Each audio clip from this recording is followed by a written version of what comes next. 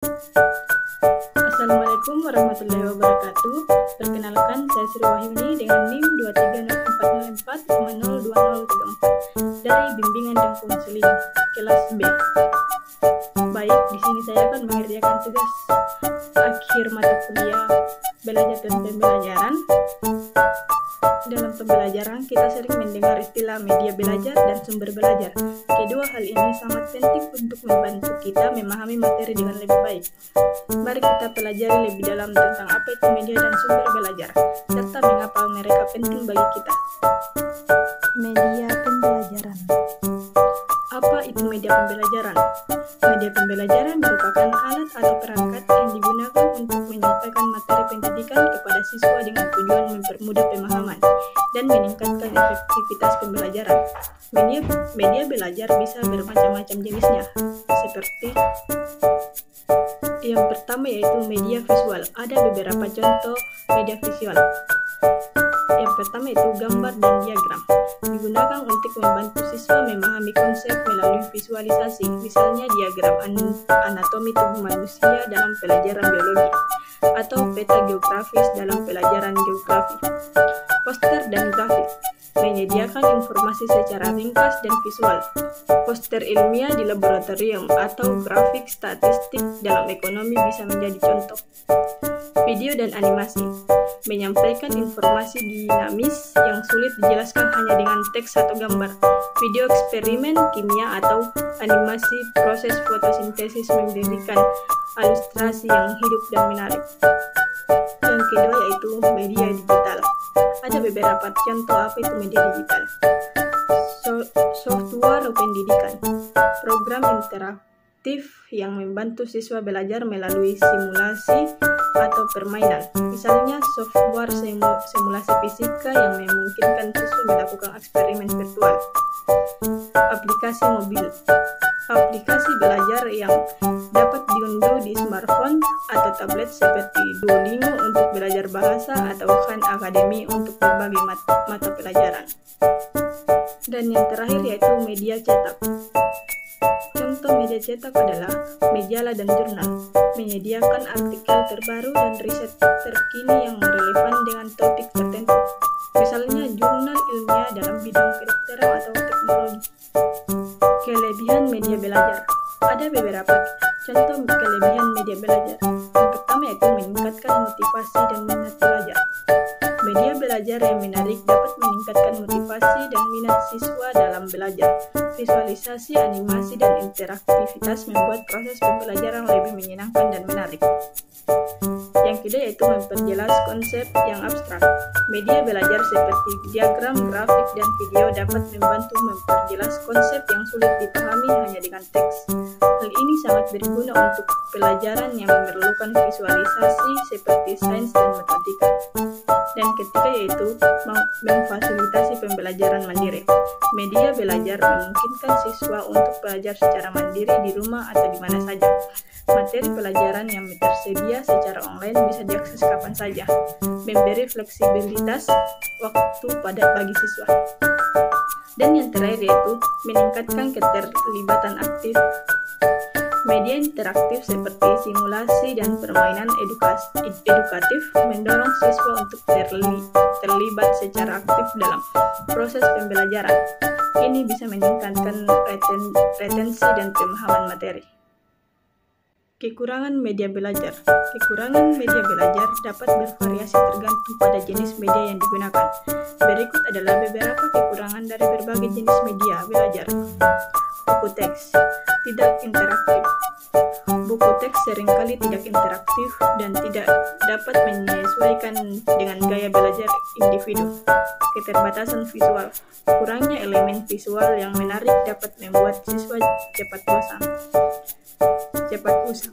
Informasi di buku teks bisa cepat ketinggalan zaman. Media elektronik dan digital e-learning. Akses internet membutuhkan akses internet yang stabil,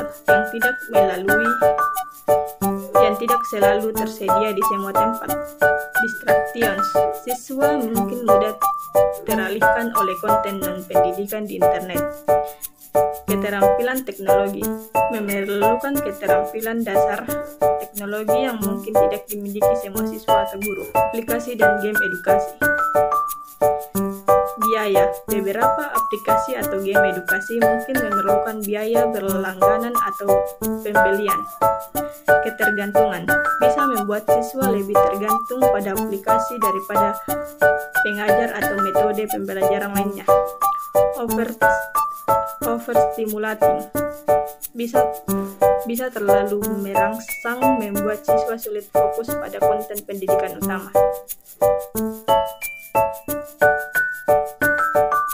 Apa itu sumber belajar? Sumber belajar adalah segala sesuatu yang dapat dimanfaatkan untuk memfasilitasi proses belajar. Sumber ini bisa berbentuk fisik atau digital, manusia atau non-manusia, dan dapat ditemukan di dalam atau di luar kelas. Tujuan utama sumber belajar adalah membantu siswa mendapatkan pengetahuan, keterampilan, dan sikap yang dibutuhkan. Ada beberapa jenis-jenis sumber belajar. Yang pertama yaitu bahan tertulis. Buku, salah satu sumber belajar tradisional yang berisi informasi dengan pengetahuan dalam bentuk teks atau gambar. Artikel dan jurnal ilmiah. Tulisan yang biasanya lebih spesifik dan mendalam mengenai topik tertentu. Yang kedua yaitu lingkungan. Laboratorium, tempat untuk melakukan eksperimen dan praktik langsung yang mendukung pembelajaran sains dan teknologi. Perpustakaan, sumber daya yang menyediakan akses ke berbagai bahan tertulis dan digital. Museum dan situs sejarah, lokasi yang menawarkan pengalaman belajar langsung tentang sejarah, seni, dan budaya. Yang ketiga yaitu manusia. Guru dan dosen menyediakan pengetahuan dan bimbingan dalam proses belajar. Rekan belajar, teman atau kelompok belajar yang saling berbagi pengetahuan dan pengalaman. Dan yang terakhir yaitu alat dan perlengkapan. Komputer dan perangkat elektronik. Alat untuk mengakses sumber daya digital dan melakukan tugas berbasis teknologi. Alat laboratorium, peralatan yang digunakan untuk eksperimen dan penelitian ilmiah. Kelebihan sumber belajar. Ada beberapa contoh kelebihan sumber belajar. Yang pertama yaitu ketersediaan. Sumber belajar dapat diakses secara luas dan fleksibel, baik secara online maupun offline, sehingga memungkinkan akses yang lebih mudah bagi banyak orang. Dan yang kedua yaitu kemudahan akses. Dengan kemajuan teknologi, banyak sumber belajar yang dapat diakses kapan saja dan di mana saja, memungkinkan pembelajaran yang mandiri dan sesuai dengan kebutuhan individu. Dan yang terakhir yaitu biaya yang lebih rendah. Banyak sumber belajar daring atau digital tersedia secara gratis atau dengan biaya yang relatif rendah dibandingkan dengan sumber belajar tradisional seperti buku, teks, atau kursus offline. Kekurangan sumber belajar. Ada beberapa contoh kekurangan sumber belajar. Yang pertama yaitu keterbatasan akses. Beberapa orang mungkin tidak memiliki akses yang memadai ke sumber belajar karena alasan geografis, ekonomi, atau teknologi. Misalnya sumber belajar digital mungkin tidak tersedia bagi mereka yang tinggal di daerah dengan koneksi internet yang buruk atau tidak ada akses ke perangkat yang diperlukan. 2. Kualitas yang rendah. Beberapa sumber belajar mungkin kurang terpercaya atau tidak berkualitas tinggi. Ini bisa menjadi masalah di lingkungan di mana sumber daya terbatas dan tidak ada cara untuk memverifikasi keaslian atau kualitas sumber belajar tersebut. Yang terakhir yaitu keterbatasan kustomisasi. Setiap individu memiliki gaya belajar yang berbeda-beda. Sumber belajar yang tidak dapat disesuaikan dengan preferensi belajar individu mungkin tidak efektif bagi sebagian orang. Mengapa media dan sumber belajar penting bagi kita? Media dan sumber belajar memiliki peranan yang sangat penting bagi kita dalam proses pembelajaran. Mereka tidak hanya memfasilitasi akses terhadap berbagai informasi dan pengetahuan dari sumber yang beragam, tetapi juga menyediakan metode pembelajaran yang beragam seperti teks, audio, video, dan interaktif. Baik, itulah tadi tugas akhir mata kuliah saya. Kurang dan lebihnya mohon dimaafkan. Assalamualaikum warahmatullahi wabarakatuh.